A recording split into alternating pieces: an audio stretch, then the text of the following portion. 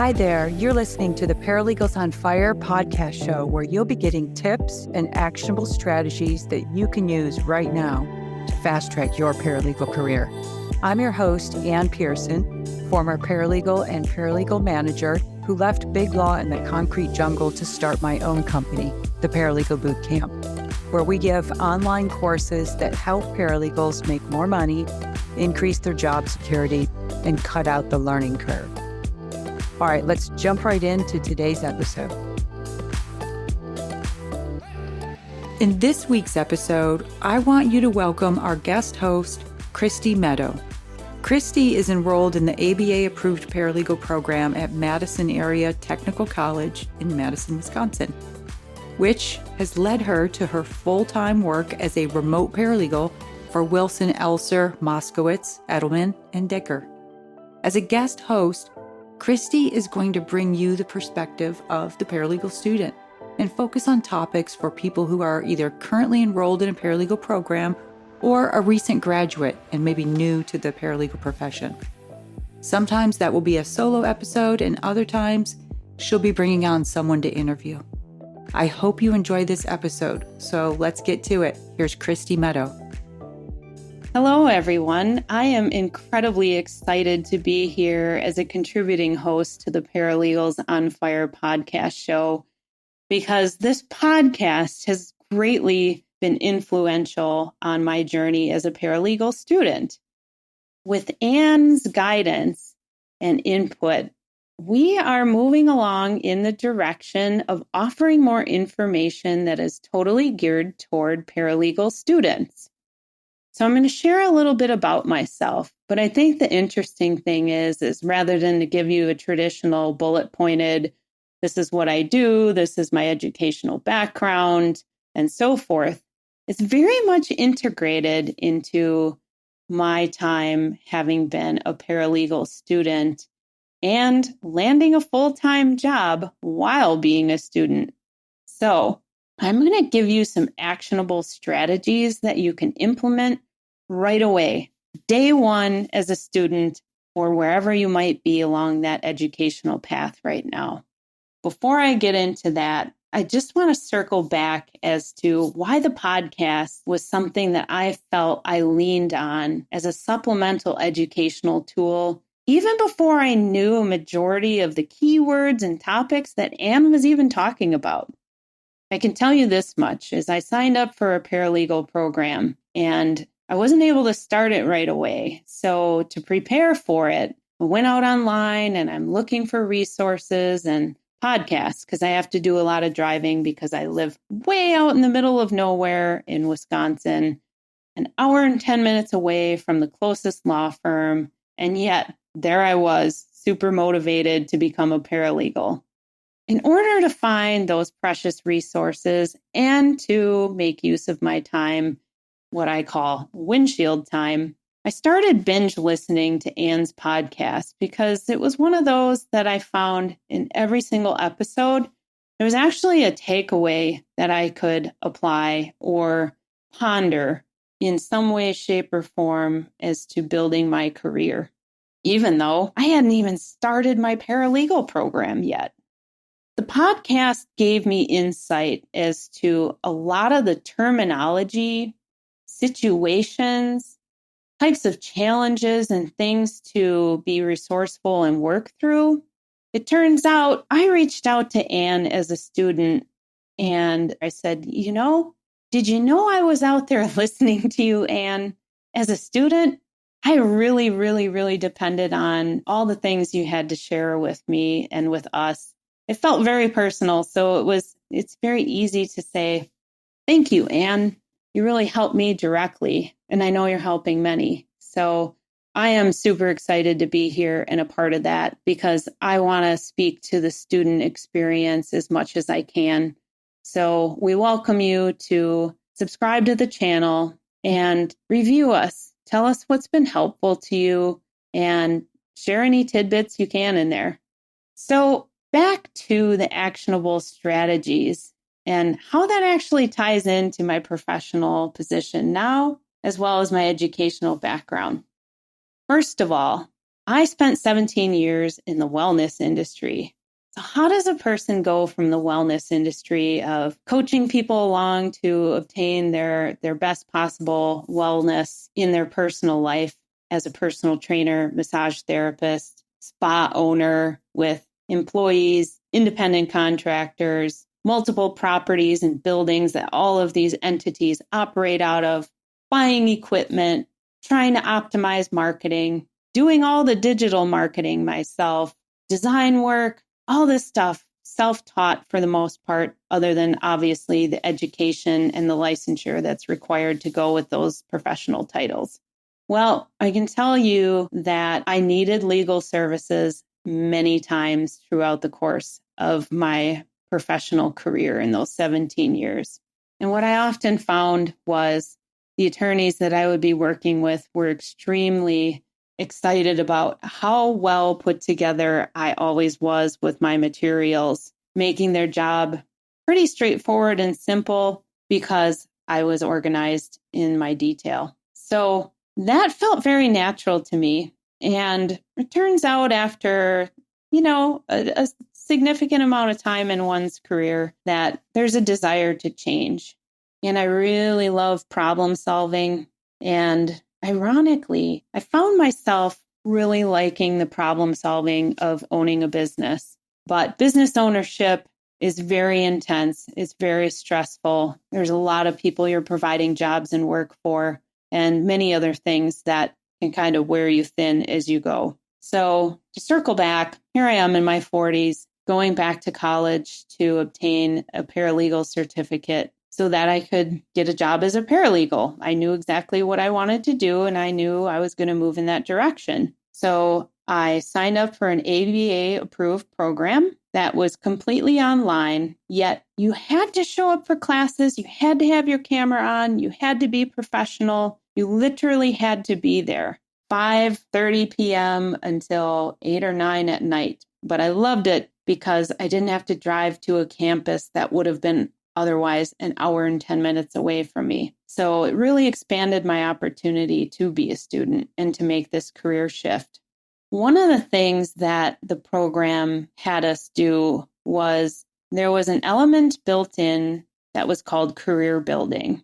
And you had to prepare and draft a resume using some of the writing resources available through the program. And we would do mock interviews. We had professional recruiters that would come to speak to us about what they're looking for as they're sorting through resumes and whatnot. Now, I realize maybe not all programs are going to have that available. So I'm going to give you an actionable strategy right out of the gates here. And the first one is, as a student, even though you might not feel confident in what you're going to put on that resume that's going to be geared toward becoming a paralegal, is do it anyway. You are a paralegal as you're a student working toward becoming a paralegal. So if you adopt that mindset, you're already going to be positioning yourself in your mind for being ready to interview and try to get that first job. Second, get that LinkedIn page put together. I know you have perhaps no paralegal work to put on there, but you would be surprised at what your past work history will do to appeal to those who know that you're a new paralegal, that you would have graduated your program, or in my case, you were working through it. But there's very likely many traits that you've acquired from all of your professional experience that they're going to be looking for. Find a way to integrate those and highlight those in your resume, and use your student program to help you build that resume. There's going to be many eyes that can be laid on it and give you feedback. That's something you don't have when you're not a student, and it's free. It should be free. So while you have that resume produced, as well as your LinkedIn page up, I want you to develop your own personal plan of how you're going to market yourself by doing these 3 things. 1, if you identify that a speaker is going to be coming in to speak to your class, reach out to them, perhaps on LinkedIn or through email, and introduce yourself before they even come to class. Let them know that you're excited that they're going to be giving their time to share valuable information with you, and that you're going to be asking some questions that you have of your own. And if you don't have questions, start crafting some. Make sure that you're prepared based off of the topic to ask that person questions, because that will be the second time your name has crossed over their path. And then after they've presented, follow up with an email or a connection again through LinkedIn to say thank you. Thank you for your time. I really appreciate learning, fill in the blank. And if you have another question at that point, follow up with a question to keep that conversation going. Now, you can choose to be as assertive as to state what your potential aims are as far as your professional goals. That maybe somewhere along the way, they'll remember you and they'll know that you had an interest in a certain path. For me, what that looked like was pretty much what I laid out for you. And within the second semester of my education, I had a very large law firm reach out to me for my current position as a 100% remote discovery paralegal.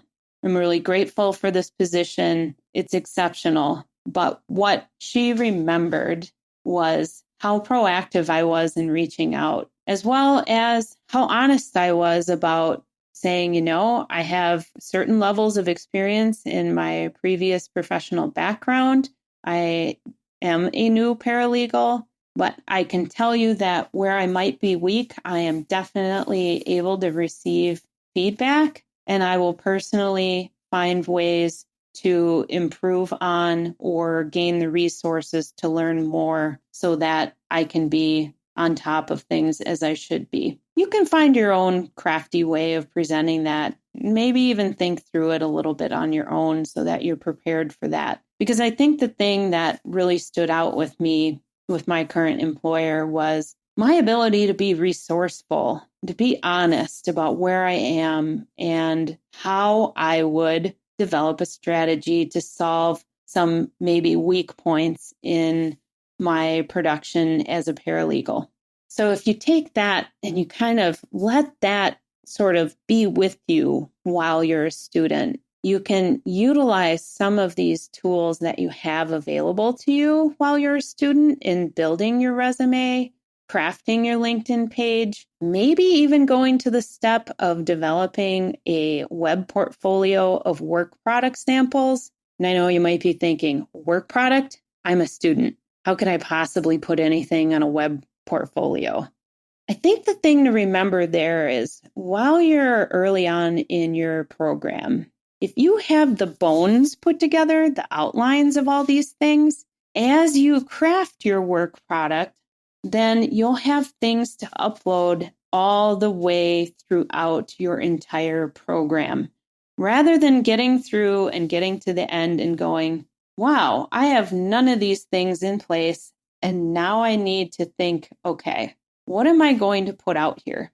So in my opinion, it's better to do it right out of the gates. Because if you get this really great opportunity through the many connections you might make while you're a student, you can start putting yourself out there in front of all them, even while being bold enough to say, I'm a new aspiring paralegal, I'm working through my program, but here are my existing work qualities that are definitely a part of what any paralegal position needs to be. So with that, I encourage you to just think like a paralegal, even while you're a paralegal student. Ask a lot of questions while you're a student. Do not be afraid to ask questions of your instructors. They know you are a student. That is the place to maybe preface what you might be feeling to be a question that you should know, but you really don't know. I did that all the time. I would always preface it and say, okay, I know this might be glaringly obvious to any of my instructors, or maybe even classmates who have a little bit of work experience in the paralegal field, but I'm going to ask it anyway because I really am here to learn. There might be some laughs, some giggles, some ha-has, because, for somebody to be so bold as to say, like, I really don't know what I don't know, but I want to know, versus those who are sitting around in the class, never asking questions, feeling terribly insecure, having a lot of questions, but they just never get past that, is to remember that being a student is to not know things, and you're in the process of gaining knowledge of things. So use that to your advantage, because that's the place for you to feel that way and to begin to ask questions of things that you need a lot of clarity on.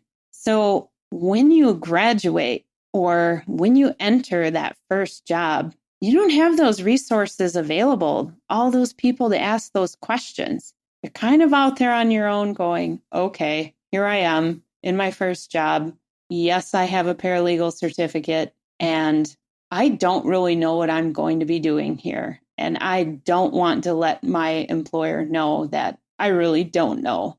That's maybe a place where that feeling should be more natural. But one way to get through that is definitely things like listening to this podcast. Anne continually produces material that's supplemental education. I'm going to give it that label because that's the way I feel about it while I was a student and even moving into my first professional position. I've always known I could come back to the Paralegals on Fire podcast, and Anne was going to be providing information on topics that were relevant to what I was going through. So we're here to provide additional information that you can actually use. So I'm excited to be a part of that process, and I encourage you to subscribe to the podcast. Even if you listen to a podcast that is a little bit over your head as a student, or maybe some of the terminology is something you haven't been through yet, listen to it anyway, because at some point in the future, you're going to hear those terms and you're going to circle back and go, where have I heard that before? And I know I can get an honest overview that gets straight to the point. That's definitely where you can depend on the podcast show, at least in my opinion. I still listen to it today, and I review old podcasts. I shouldn't even say old podcasts. I just go back and I review basic titles on things that I need a little bit more of a briefing on or a reminder on. So subscribe and review us. Tell us what's been helpful to you. And if you have questions, definitely comment. We would love to elaborate on things that maybe you have questions about. So I look forward to offering you guys more information in the future that speaks specifically to the student journey. And I think even the things I've shared today, even if you aren't a student and you've just graduated and you're kind of out there exploring, like, how can I make myself more marketable? This can definitely help you along in that journey. So thank you. This is Kristy signing off. All right, that's it for today's episode. Thank you so much for listening. If you enjoyed today's show, hit the subscribe button in whatever platform you're listening. And please take a quick minute and leave a review of the podcast, and share this episode with just one colleague or friend who you think would benefit from what we discussed today. Share the knowledge, and the entire paralegal profession elevates. See you next week. Bye for now.